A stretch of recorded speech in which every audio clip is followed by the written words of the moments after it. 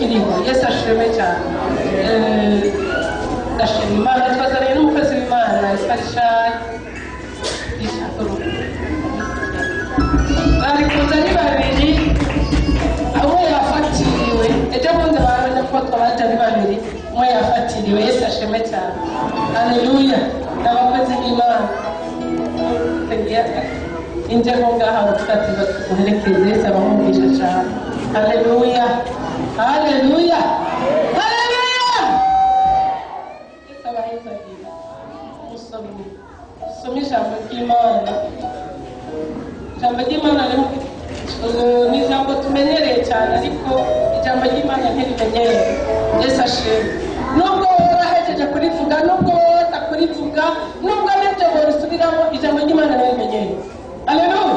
Ntabwo rimenyerwa namba ryamara rishasha n'ubugire bw'ibyo. Risomeye Yesaya igice cya 6 wari ku murongo wa mbere ushitse ku 8 yarutse.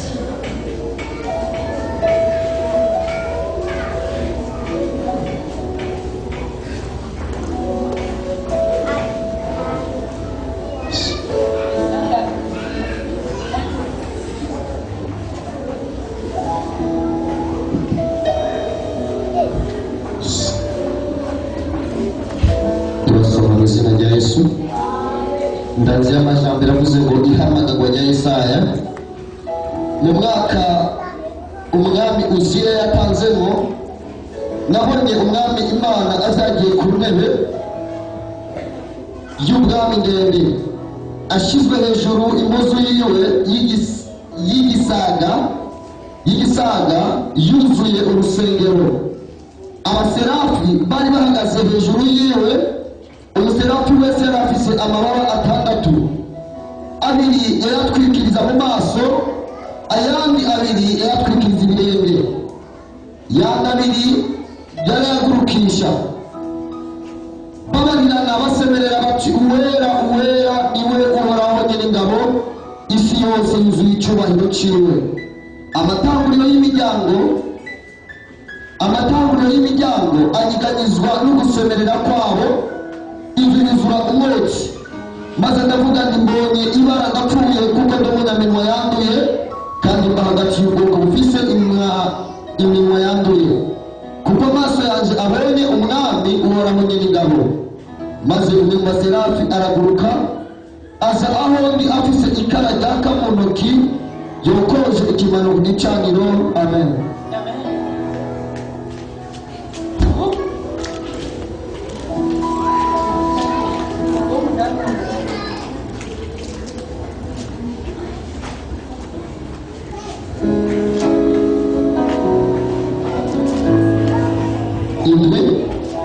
Arimoza ku munwa arambarira ateye ibi bikoze ku minwa yawe, ukubwaritanya kwawe ugukuweko, icyaha cyawe kirahongewe.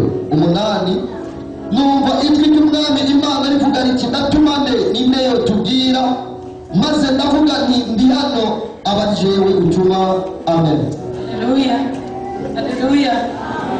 Dusomye ijambo ry'Imana. Ijambo ry'Imana benshi bararizi. Ijambo ry'Imana navuze ngo mwese murarimenyereye, ariko ijambo ry'Imana ntirimenyereye. Yesu ashimwe cyane. Dusomye inkuru y'umuntu yitwa Yesaya. Yesaya akorera Imana. Yesaya ari umukozi w'Imana. Yesaya ariko hageze igihe agitangura, Yesaya yigira mu bindi bintu, aja mu bintu bya politiki, aja gutwara ku ngoma ya Uziya yiberiyo. Ariko mwumva ko yari yarahamagawe nk'umuvugishwa n'Imana. Yesu ashimwe cyane. Yari yarahamagawe nk'umuvugishwa n'Imana, ariko ari handi hantu yari yibereye. Maze hagera igihe ngo Uziya aratanga. Amaze gutanga noneho arahindurirwa ibihe. Yesu ashimwe cyane. Hari byari byaramubujije kumva ijwi ry'Imana, hari byari byaramubujije kubona Imana, hari byari byaramubujije ko yabibereye mu bindi. Uwo ni Yesaya. Yarafasha abandi bose yararaza bakabafasha, akabagirira neza, bagashishikara bakavugishwa. Mugabo nawe Imana yo mu ijuru yari yamuhaye igikorwa ategereza gukora. Imana idufashe cyane. Ariko aragenda ahandi hantu yibera wikonja gumayo, aragenda arabyagira gumayo. Ariko hagera igihe cyagiye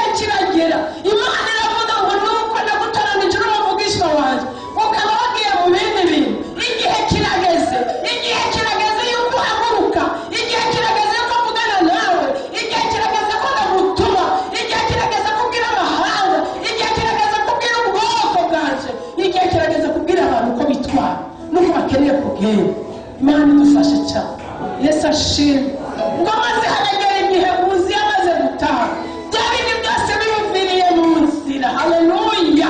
Hari ibyo utagaragara kuva imbere yawe kugira ngo noneho bikunde wumvishwe iby'Imana, noneho kugira ngo bikunde uhaguruke mu mpano Imana yaguhaye. Erega ngaha turyamana impano nyinshi, nari babwiye dufite ingabire nyinshi turyamanye, n'ukuvuga turimo turazikoresha.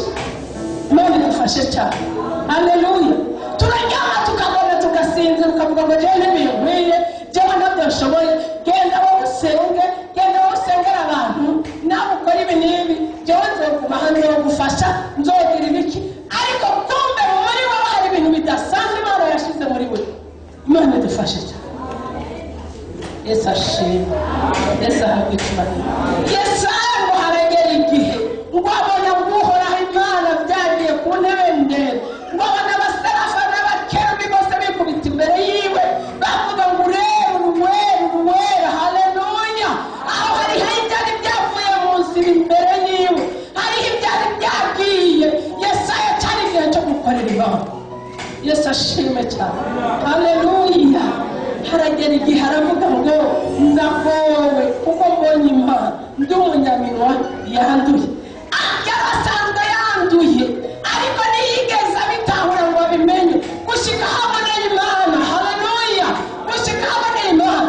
Erega abantu baragenda bakajya mu byaha bakabiryamamo bakabigumamo kuko hari bumva muri bo nta kibazo. Ariko umunsi nifuza ko Imana itugendere tugatahura uko tumeze n'uko turi, Imana ikatugendera ikatwereka uko tumeze n'uko turi n'uko twitwara, n'ibikwiye gukoroka bikatuvaho, tugahita tugakorera Imana mukuri. Yesu ashimwe cyane. Yesu ahabwe icyubahiro. Aravuga ngo mbegowe kundi umuntu w'umunyaminwa yanjye, ngo kandi n'ubwoko mvamo buranduye nyine. Imana idufashe cyane. Muri icyo gihe nyine, muri icyo gihe yavuye mu byo arimo, muri icyo gihe yipfuje yabonye Imana, muri icyo gihe yabonye Imana ubona kubone, ahumva ijwi riraje riravuga ngo ndatumane, ndatumane. Yaba yarakibyumva ngo ndatumane, reka gusinzira. Yesu ashimwe. Ngo ndatumane. Haleluya. Haleluya.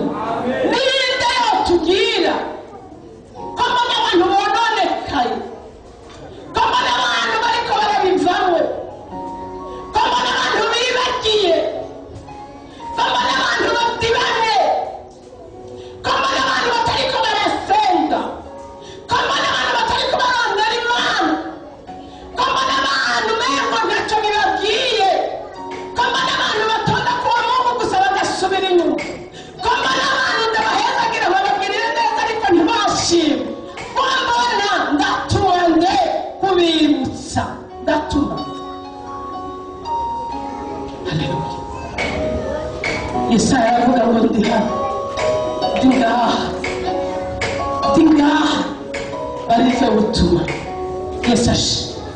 Haleluya. Barize butuma, ndi hano. Muri icyo gihe ntiyapfuye kubivuga, hariho ibihe Imana yamaze kumushiramo.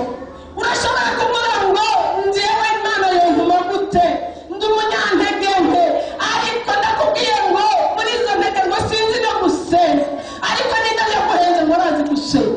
Ijambo ry'Imana rivuga gute mu Baroma 8 ngo ntabwo tuzi gusenga uko bikwiriye, ngo ariko kuko yera niwe dusengera, ngo akatunihira iminiho itovugwa. Yasengesho ryose dusenga mwebwe yarabagenda akarihingura ubugira kandi rigashika imbere y'Imana bimeze uko Imana igomba. Ntutuvuge ngo ntuzi gusenga, vuga kujya mbere ifuze kubona Imana. Ntakindi vuge ifuze kubona Imana. Yesu ashimwe cyane. Ifuze kubona Imana. Imana ikirarondera uwituma. Ntabwo yatumye Yesayi rya gihe nawe yo gutuma, ntabwo yaronze Isaya nawe yo gutuma, nawe utarakizwa yo gutuma, nawe ukizwa uyu munsi yo gutuma, nawe ucicaye yo gutuma. Haleluya. Ikiravuga ngo ntumende muri iki gihe, mbega itumande muri wa muryango wawe, itumande muri baba bawe, itumende muri iki gihugu, itumende mu mahanga, itumende mbega uri mu biki, uri mu biki, turi mu biki turabishaka gusa duhe, tubwire Mana duhe impa gusa, turi muri impa gusa Mana, impa. Mbega twebwe ikiguzi turiko turatanga ni iki? Mana dufashe cyane. Haleluya. Turiko turiruka gusa, turiko turiruka. Numvise umuntu ambwira ko yego nabonye umuhanuzi, ko nabonye umuvugishwe, ko niyo wambaye umusara yibona, wungutse iki none, wakoze iki none, urya niba yarabirose hari aho yaciye kugira birone. Mbega wowe none urihe, uri gukora iki? Ni ukwiruka gusa umuhanuzi, ukongera ukirukana, uzopfira mu ibarabara wiruka. Aho kwicara ngo twicare tubwire ngo Mana urangomba kwiki, urashaka kwiki, wari iki kugira ngo bikunde nanje nomere nk'umuntu. Imana idufashe cyane. Haleluya, haleluya, haleluya. Nk'uko profete yihagarariye ngakavuga ati Mana mbona cyangwa pasiteri cyangwa n'ubundi wose mbona, hari ababize ngo mbega bijya bikura. Iyo Mana yawe iravuga ivuga gute? Ivuga uko nyine. Ahubwo birondere nawe, reka kuvuga ngo bikura, bironderwa kandi birarongo, iyo birondeye birarongo. Yesu ashimwe cyane. Haleluya. Yesu ashimwe. Yesu ahabwe icyubahiro. Ni ukuri abantu turadibane, kanura reka gusimbuka kumvira ijambo. Yesu ashimwe. Reka bati barasinzira ndababona. Satani ni pameza, ashaka ngo ntubyumve kandi ari wowe nyine watoranijwe kugenda, ni wowe nyine ariko ashaka ngo ntubyumve. Tumve Imana iravuga ngo ndatumane. Ninde yotugira muri iki gihe? Ninde yotuma abantu basubiza hamwe? Ninde yotuma ibintu bigenda bica ku murongo? Ninde? Ni wewe nyine.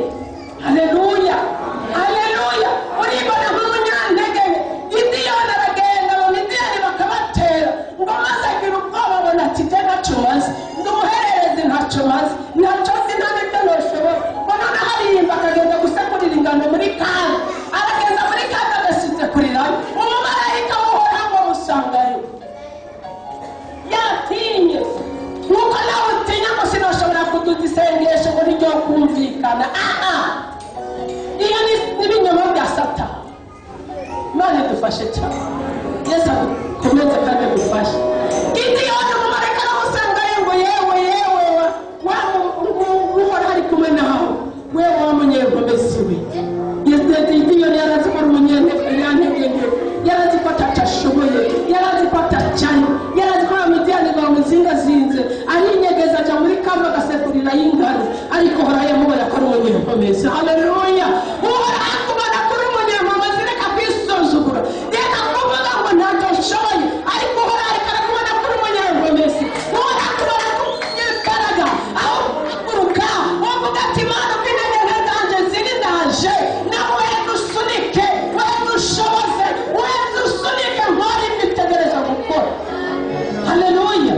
Uribaza ngo uri umunyantege, uri umunyegomezi. Yesu ashimwe cyane. Haleluya. Uri umunyembaraga ati Satani ntaguheza, araduheza tukemera, akakubwira ngo ntuzi gusenga ngo kabisa ntabyo nzi. Ngo burya waririmba ati ntabyo nzi. Burya wasengera umuntu ati ibyo byose rero, aho ni pasiteri, aho ni profeta, ni ababicaye imbere, nibo basengera abantu gusa. Jewe sishobora. Bipimo urabe rimwe, bipimo. Ntabwo avuga ngo ntacyo ashoboye tapima, uravuga ngo sishoboye tapima.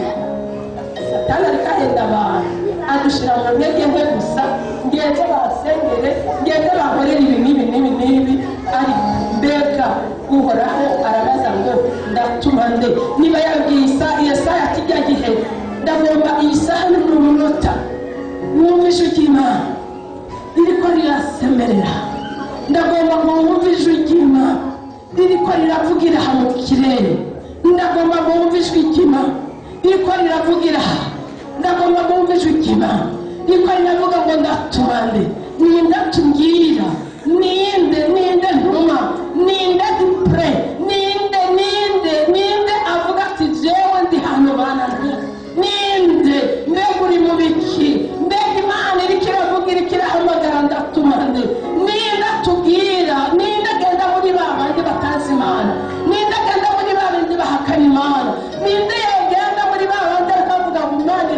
ukavuga mbega Imana iriho, mbega Imana yonkiza, mbega Imana yonduhura, mbega Imana yonkura urubyaro, mbega Imana yonkura mu gasuzuguro, mbega Imana, mbega Imana. Humura nawe naho uri muri byo, haguruka gusa umurego Mana ntuma ngeze mu byo kandi nuko ameze, uko nifashe nuko ndi, mu buto bwanjye no mu bukuru, mu ntege nke zanje no mu byo ndimo byose, ntuma ngende kubera niyo guhaguruka ukagenda nayo ibitaho ibyawe bikemure. Ntabwo izobikemura wicaye, ahubwo izobikemura kuko wemeye guhaguruka ukagenda, wemeye guhaguruka ikavugana nawe ukabyemera, maze igahita igakemura ibyawe. Uragenda ugatita ikemura ibyawe. Yesu ashimwe cyane. Haleluya. Uzogenda upime gusa, ndagomba gusa ngo twumvishe Imana, twumvire kirasemerera, twumvire kiravuga ngo ndatuma nde mu Imana, ndatuma nde, ninde ndi butume. Mbega uri ngaho uribaza kwibaza uti mu bwami bw'Imana maze iki mu bwami bw'Imana? Uzo kwibaza icyo kibazo, mu bwami bw'Imana ndamaze iki, muri iki? Ubutumwa, kuvuga ubutumwa, abantu benshi bazi yuko guhagarara kuri podiyumu ariko gukorera Imana. Guhagarara si ko gukorera Imana gusa. Ibikorwa by'Imana ni byinshi cyane mukora, bikavuga. Yesu ashimwe cyane. Bikavuga Imana ikavuga ngo nabagutumye warumvise. N'Imana irabaza ngo ndatumane, ndatumane iki gihe. Ndifuza ko twumvise Imana uyu munsi, ukoma ko Imana iriko iravuga ngo ndagutuma, iriko irarondeza, iriko irarama. Mbega uri he? Mbega uri hehe? Mbega n'inzi gasanga twasamaye ikibanza twakivuyemo. Mbega n'iriko iraduhamagara ntitwitabe. Mbega n'iriko ishaka kuvugana natwe ntituyitege amatwi. Mbega n'iriko iravuga ati ndaba nkubwire, tukayiraba ntituyibone kuko amaso yacu adashaka kubona.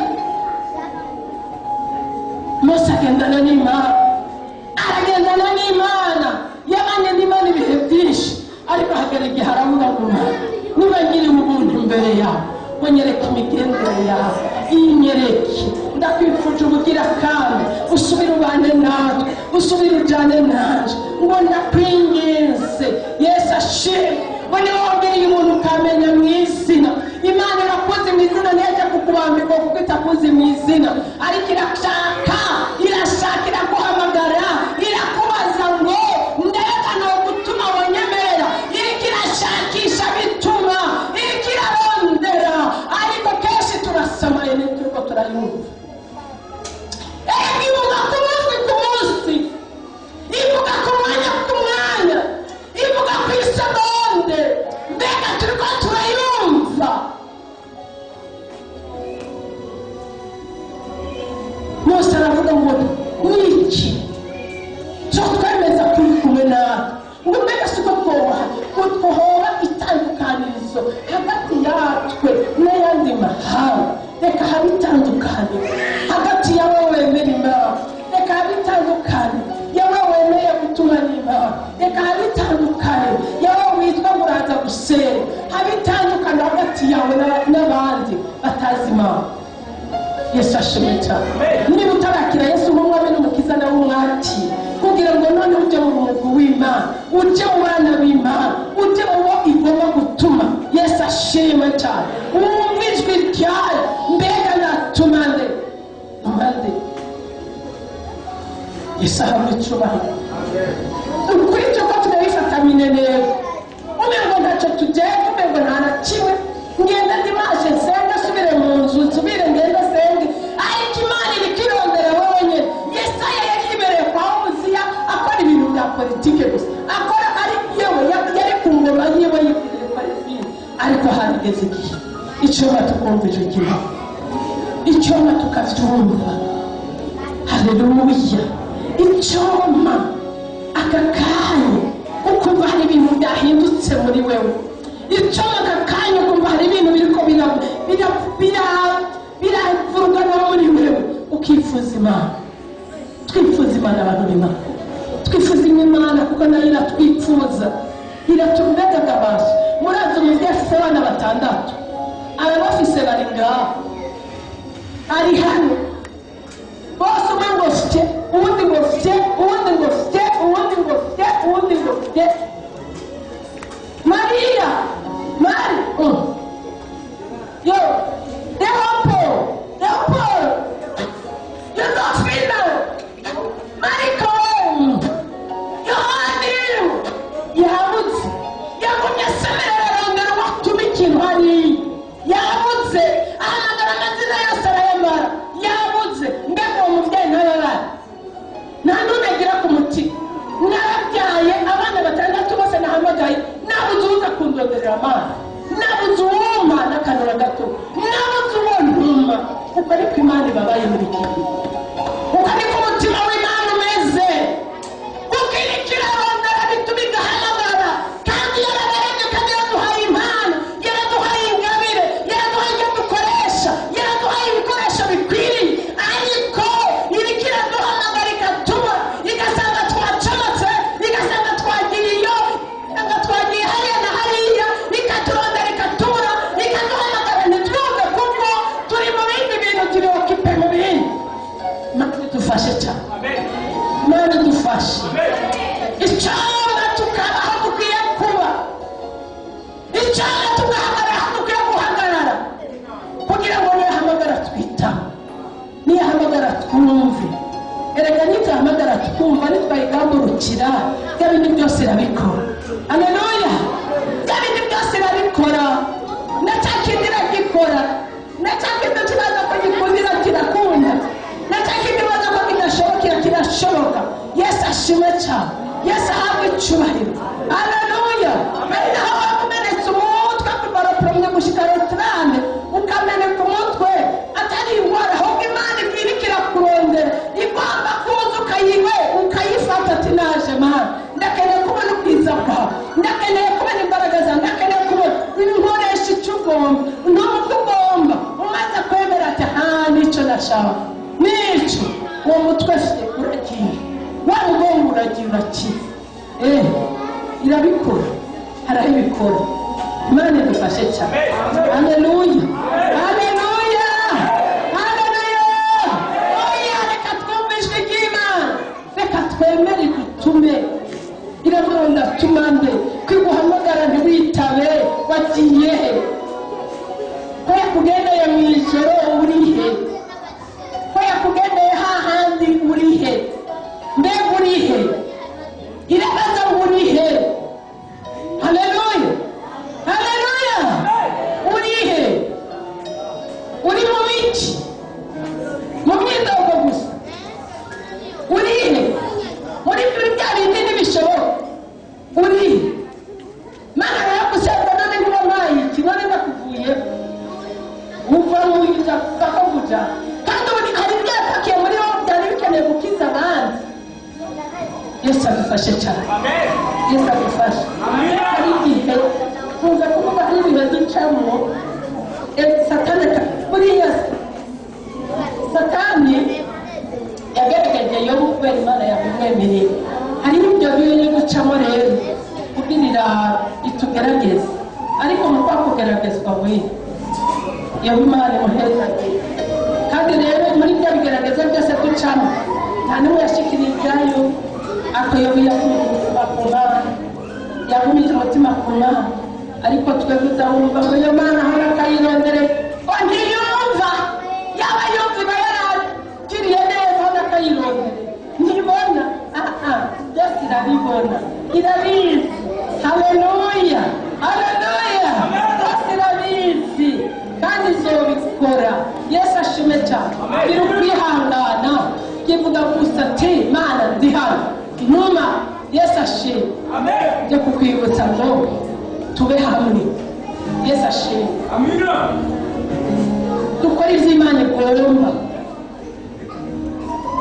tureka kujarajara tujya hirya no hino, tureka kujya mu by'itandukanye, ahubwo duhagarare tuvuge ngo Mana ndaje uko ndi nukomeze, ibi birananiye, ndi umunyantege, irabigukurako hanyuma rezo uyikorere. Mbega ndatuma nde Yesu ashimwe. Icyo kibazo ugenda urakibaza ku Imana iriko iravuga ngo ndatuma nde, ninde yongera, ninde notuma hariya na hariya, ninde notuma iri shengero ryuzuye gutya, mbega Imana itumye igutumye igatuma mu 20 ngaha ubu iki gihugu nicyo batari nicyo hinduka. Yesu ashimwe. Akora zingene biryoshe gukorera Imana, uzingene biryoshe kumva ijwi ry'Imana, uzingene biryoshe gukoreshwa n'Imana cyane nabyo wumva. Yesu adufashe cyane kandi adushoboye. Yesu ashimwe. Haleluya. Ndakubwira ngo niwemere ukabaho Imana igomba uhumure bya bindi byose irabikora. Yesu ashimwe cyane. Nukuri uhumure wapfa gusa guhagarara bya bindi byose irabikora nukuri, kuko ni igideni kandi n'Imana yuzuye urukundo bya bindi irabikora. Yesu abahumugisha. Yesu abaheza kenshi cyane.